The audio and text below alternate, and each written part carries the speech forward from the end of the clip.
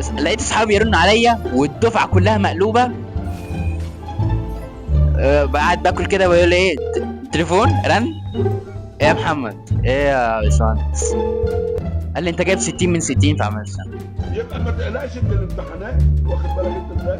هو الامتحان في امتحان واحد بس، واخد بالك؟ يوم ما تقف قدام ربنا سبحانه وتعالى هو ده الامتحان العظيم. الامتحانات الثانيه دي انسى، كلها غش وبتاع وما بتنفعش ولا بتفيد.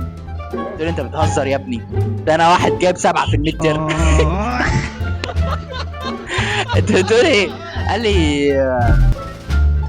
لي والله خش شوف نفسك جايب 60 من 60 على سنه.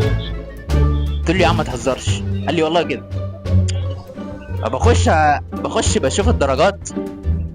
ال 13 المعيد لما خلاها 2 خلى بدل 13 خلى 2 و3، مش 2 و1، يعني غير الاثنين، غير الواحد خلاها 3 يعني خلاها 23. طيب لما تيجي تبص كده في الحسبه 23 و7 ادي 30. كنت مجمع اساينمنت هناك، حاجات واجبات كده منزليه تبقى ب 10 او ب 15، ادي كده كام؟ ادي 45.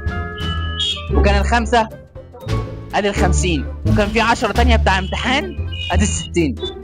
فالدفعه كلها تتجنن وتقول ازاي هي ظابطه معاه كده، اصلا جايب 60 بالظبط، ولا اعلى منه ولا انقص.